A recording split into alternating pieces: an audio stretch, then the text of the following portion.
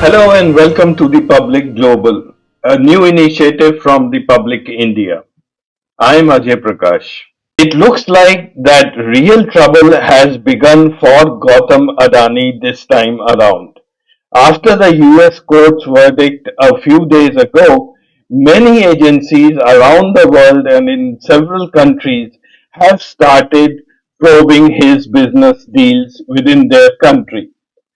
Because of the US court order, it is well known that Adani will no longer be able to get credit in the international market, and that's a huge setback for the Adani group. Bangladesh has set up a panel to review the power pacts within their country, including the Adani group agreements. And surprisingly, the US agency is going to conduct a due diligence on Adani's Sri Lankan projects. According to a report filed by Bloomberg and published in the Economic Times today, the US International Development Finance Corporation, which had earlier agreed to lend $500 million dollars to the Adani Group for developing a port in Sri Lanka, has said that they have never reached a final agreement and they are now going to probe the bribery charges as well in Sri Lanka. And then it was the Kenyan President William Ruto who acted with extreme haste, and within one day of the US order, he cancelled two big deals with the Adani Group. The first one was the $2 billion deal with the Jomo Kenyatta International Airport, Ministry of Transport, and the other was an $800 million deal with Kenyan Energy Transmission Company. In today's episode, I'm not going to talk about the Adani case. Already so much has been said about that case and it's all over the media, including the social media. But today I'm going to talk about one thing which not many people will like to discuss. I wish to introduce these two gentlemen to all of you. Maybe you might have recognized one or both of them. The one on the left is Ravi Nair, a well known journalist from India, and on the right is Nelson Amenya, a journalist from Kenya. So, what's common between both of them? Well, both of them have investigated Adani. It's their sheer grit, determination, and courage which have led them to break these amazing stories about all the wrongdoings of the Adani group. Ravi Nair was among the first journalists and probably the only one who went deep into the Rafale deal scandal.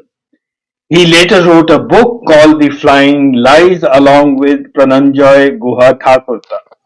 This book is an amazing story of investigative journalism. It's available on Amazon, and if you want, you can buy it from there. Ravi Nair did not stop after investigating the Rafale deal.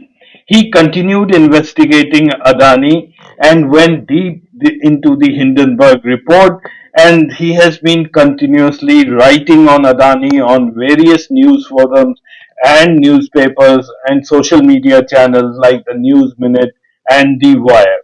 Nelson Amenya is a young Kenyan journalist currently doing his master's in business administration in France, and he has been investigating Adani for quite some time, that is Adani's deals within Kenya, and he writes regularly for the Star Kenya. When young journalists such as Ravi Nair and Nelson Amenya decide to take on the all and mighty people like the Adanis, it is not without a personal risk to them. In their own words, both of them have said that sometime or the other they have been threatened. After a series of exposés by Ravi Nair of the Adani Group in 2022, the Adani Group filed a defamation case against Ravi. In July 2022, Nair was served with an arrest warrant by the Delhi police on behalf of the Gujarat police.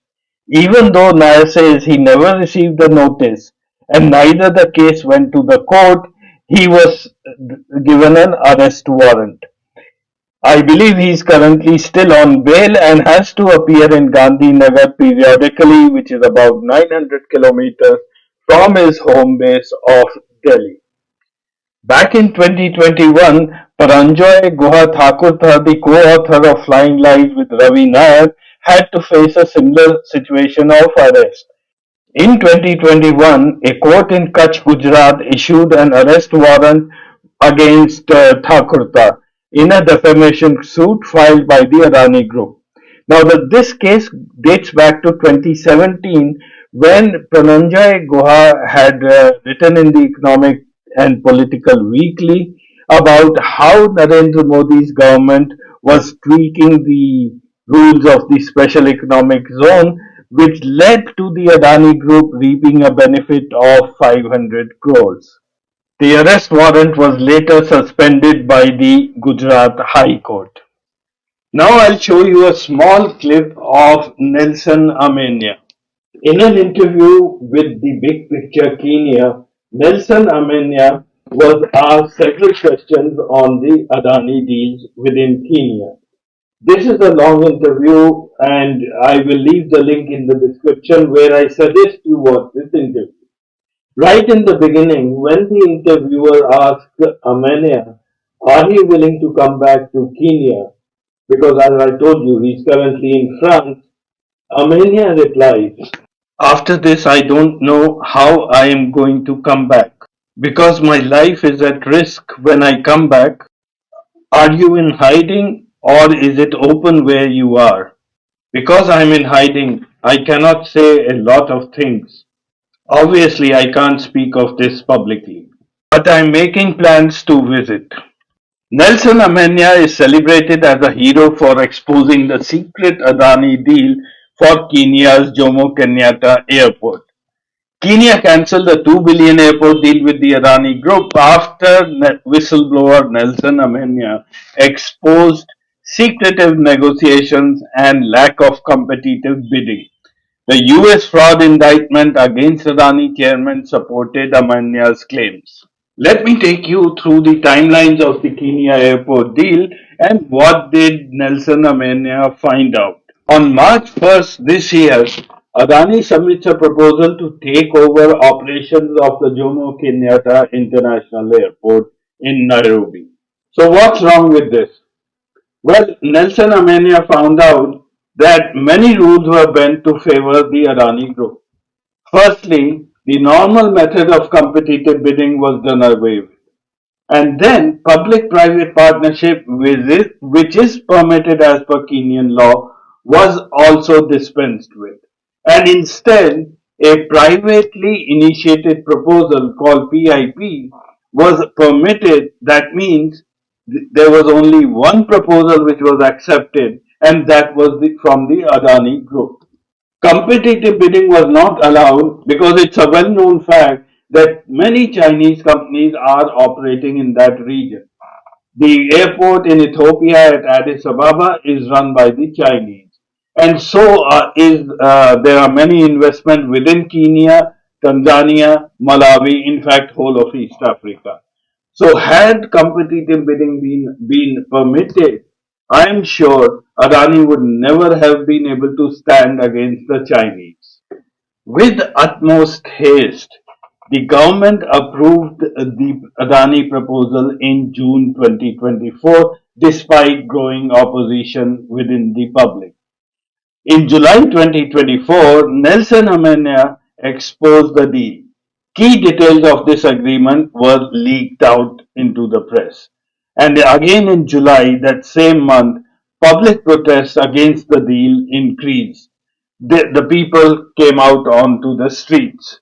In August 2024, Kenya Aviation Workers Union, who operate the Jomo Kenyatta International Airport, issued a strike notice. There was a growing fear among the workers that if Adani is allowed to get hold of the airport, the workers would be sacked and may be asked to rejoin at terms which may not be favorable to them. As the protests by the public increased and there was always a threat by the aviation workers to go on strike, it was time for President William Ruto to intervene.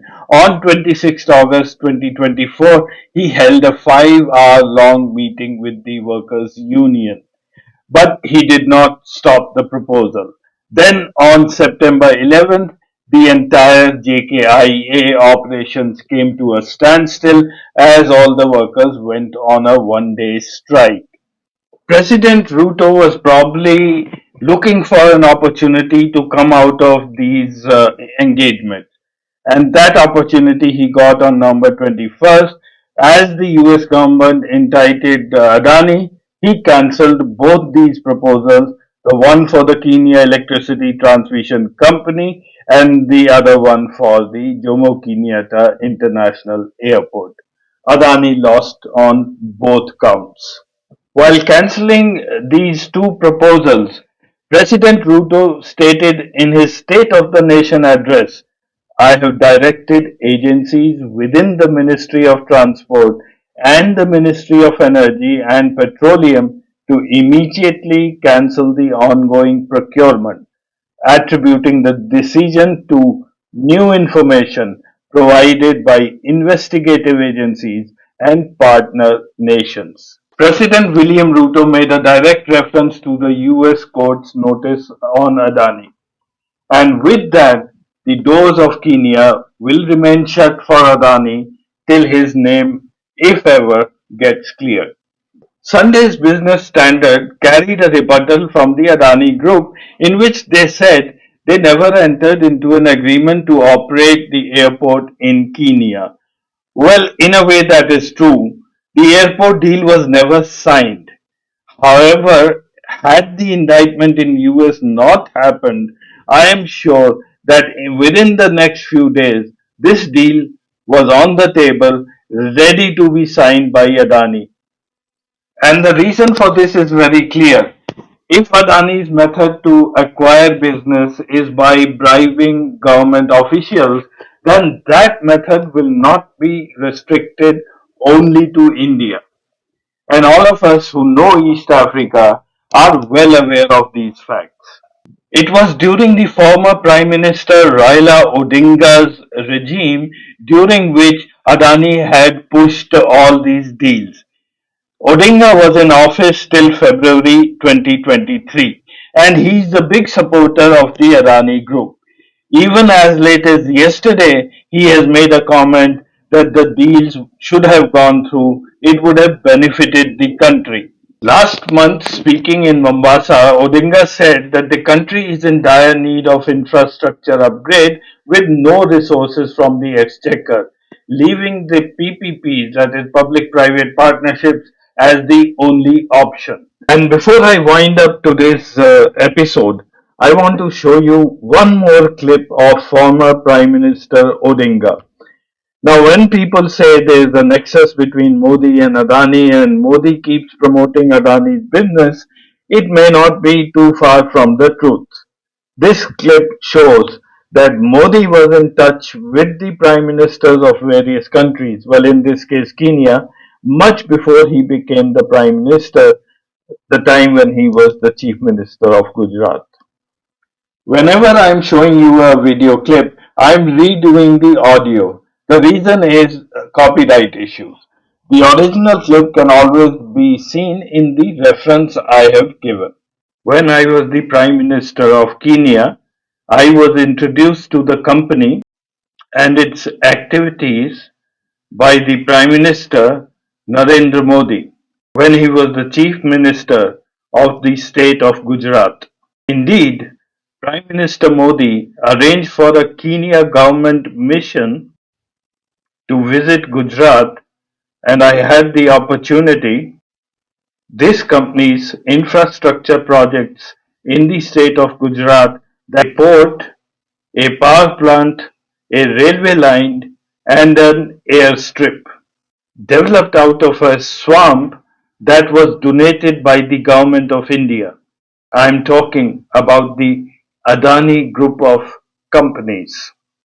So, whenever a journalist breaks a story against the mighty, powerful people, just spare a moment and think about him or her. They risk their lives to bring you all these stories and at times even stop these mighty people from doing what they wanted to do. Thank you for watching and don't forget to subscribe to the channel and like it if you like this episode. Thank you once again.